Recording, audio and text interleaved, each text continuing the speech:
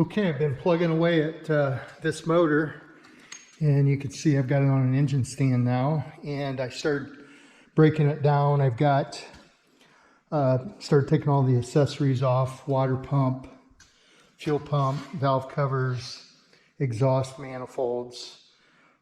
It's got the original engine hooks here, lifting hooks, the fuel pump, that's original, date coded, correct. So I've just pulled out the rockers on both sides and all the push rods. And I took a piece of styrofoam, 2-inch styrofoam that I had scrapped, and just labeled cylinder 1 through 4, 5 through 8. Got the front, it's the GT500, driver's side, passenger side. Pulled the rockers off, and then I set them in place here and just threaded that bolt right down into that styrofoam so it's nice and solid. Then I pulled each one of the push rods out and rolled them across the table and checked them. They're all nice and straight yet. And I put those in the exact same spot they came out here. So that'll help me if I want to reuse all this stuff.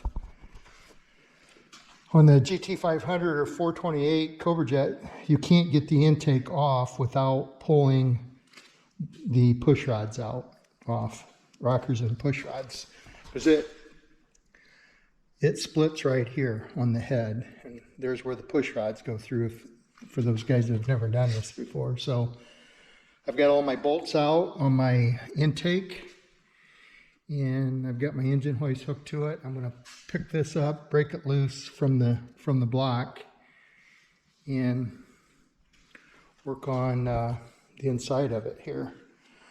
There's several numbers on this block that are critical to be numbers matching. The heads, there's passenger sides 9A24, which would be 69 January of 24. Perfect timing for this build.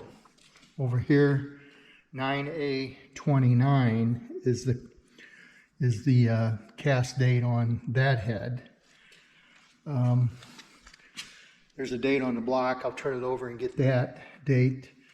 The VIN is stamped right here. I'm not sure if it's coming in on the, right there, 48124 or 1251.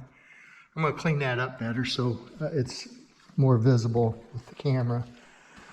The other important date that's kind of cool, not all of them have, or you can find it, is the assembly date, and it is right here. If you can get that on the camera or not. Again, if not, I'll clean that up really good and make sure it's more visible. So, plugging away here, I'm going to pull the intake off. Intake is a 9B7, so that was February 7th of 69. The car was built at the end of February, so again, a good number. There's a C scratch. It's typically in these Cobra Jets. The other thing is the transmission. It's got the VIN number stamped right here on the top, so that's the original transmission for this car. The carburetor's original, the distributor's original. I've got those over there. I'll do a little video with all the original part numbers. Okay, the intake's off, and it's really pretty clean. Inside here is real clean. I'm not sure on these gaskets if those would be the original. This motor may have been a part at one time. As clean as it is, it's only got 60,000 miles on it, but either that or the guy just took really good care, changed the oil all the time. So cam looks good down there from what I can see, but I'm going to go ahead and pull the heads off next. Okay, I've got one head off, And those look really pretty good. Cylinders are not scarred up at all on this side anyway. And there's the numbers on the pistons. I'll check that out. I'm not sure if those are original or someone put those in later. So here's the number that I was referring to before. And I took some yellow crayon and kind of tried to highlight it, but that number is 9B21, and then there's a 5 behind it. So that'd be 69 February is B, 21st. And the car was built on the 29th. And then there's an H up here, and I'm not sure if that's the assembly guy's initial or if this number here, 5, would be the 5th day of the week, or if that's part of the original assembler, the person that's assembled the motor, if that is his code or whatever. Then on this side, you can see 481291. 481291. And that is the VIN. The VIN of this car. So it is the original motor that came in the car, and everything's lining up. It just looks really clean.